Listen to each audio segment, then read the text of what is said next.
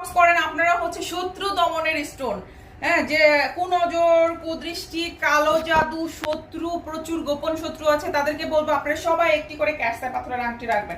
আসলে ক্যাটসাই পাথর প্রত্যেকটা মানুষেরই সাথে রাখা উচিত, কারণ ক্যাটসাই মানুষের সিক্স সেন্স উন্নত করে। আর আপনার যখন সিক্স সেন্স পারফেক্টলি কাজ করবে তখন অবশ্যই আপনি আপকামিং আপনার বিপদ আপদ সমস্ত কিছু সম্পর্কে অবগত থাকবেন বা অবগত হবেন। পাথরকে অনেকেই মনে করেন শিরেক বা অনেক কিছুই মনে করেন, পাথরকে অনেক কমেন্ট করেন। আপনাদেরকে বলবো আপনার আগে হাদিস কোরআন সম্পর্কে ভালোভাবে জেনে তারপরে হাদিস শেয়ার করতে আসবেন আমাদেরকে। পাথর কখনোই কুসংস্কার, পাথর কখনোই না, কুফরি না।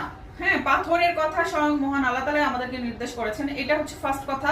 আর দ্বিতীয় কথা হচ্ছে যারা মনে করেন পাথর এবং রত্ন পাথর এগুলো কবিরাজি আধ্যাত্মিকতা, তাদেরকেও বলবো আগে পাথর সম্পর্কে জানবেন। রত্ন পাথর সম্পর্কে অবশ্যই আপনাকে খুব ভালোভাবে জানতে হবে, তারপরে আপনাকে রত্ন পাথর কেনার ডিসিশন নিতে হবে। কারণ রত্ন পাথর কিন্তু যেন তেন জিনিস নয়, 2-5 টাকা দামের জিনিস নয়, এটা অবশ্যই দামি জিনিস এবং এটার ভ্যালু আছে।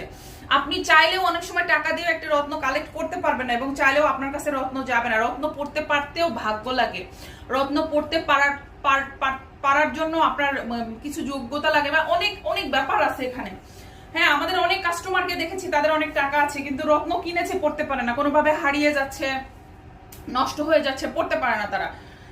এটার অনেক ব্যাপার থাকে এগুলোর সাথে। সো আপনার মনে করেন যে অনেক টাকা আছে, আপনি চাইলে একটি পাথর কিনে এসে পড়বেন, ব্যাপারটা তো ইজি না। যাই হোক,